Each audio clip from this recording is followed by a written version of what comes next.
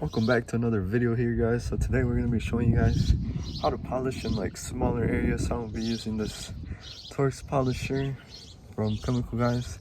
So before we get started, I'm going to be leaving all the links down in the description down below so you guys can check it out. But we're here in the Chevy Cruze, and then in this small body part, I just basically whipped it down with some water so it's pretty nice and clean. Anyways, we washed it last week, so it's not too crazy dirty, just from rain splatter and all that.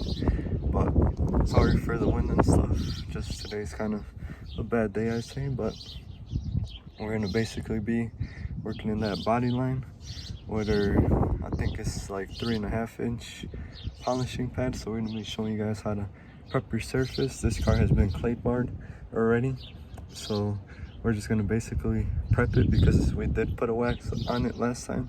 So we need to get rid of that wax and just basically add that polishing part. Alright guys, so just real quick, I'm gonna just basically show you guys on the smaller piece just because it is windy. So we got our Torx polisher, we got the smaller backing plate. The other one comes out about like right here, it's a bit bigger, it's the yellow one. But this is the red one, which is smaller. And then we're gonna be using VSS.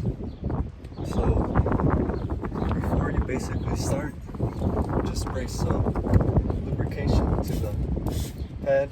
I know it is kind of windy, so it's probably gonna get wet a little bit, which is fine. Just kind of go back, kind of just make sure it's nice and dry.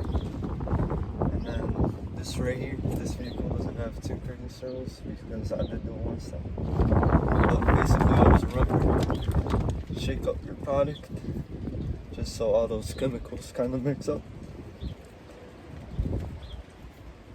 So then we're going to be applying just about 3 dots here. Our pad didn't get too wet just because of the direction the wind was coming, but there it is.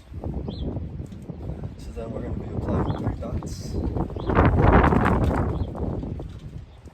So we got 1, 2.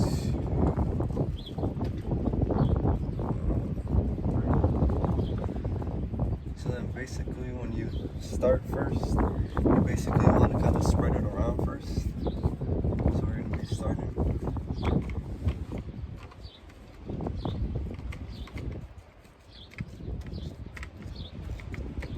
Now if you do have plastic trim that is like black like this, just make sure you don't get on it. If not, make sure you add some tape. So I'm going to just try not to get as near it.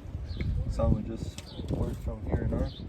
But if you do, just make sure you put that so that way your trim doesn't go white and stuff from the compound. And we're going to start basically at 1, and then we're going to work our way from there.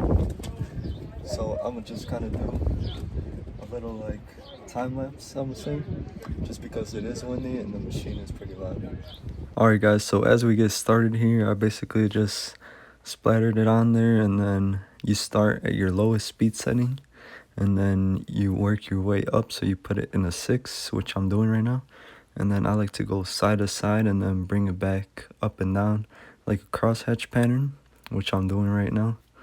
And then I just like to do about 3 or 4 passes, and then that basically should be good, and then you should be good to wipe as I'm doing right now.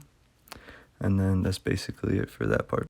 Let's say you want to add like a sealant or ceramic coating, you would basically add the Geon Prep. So I'll also be leaving down the link for you guys as well. So what this basically does, all the oils and stuff and the chemicals, is just basically going to remove it and leave a paint to paint surface.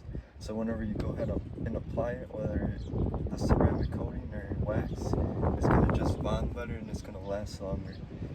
So I'm not going to get too far like into that. I'll probably make a video on that next, but I'm going to just show you guys these nice results that we got here, even though I just kind of did the smaller piece. So I just want to basically just show you guys this.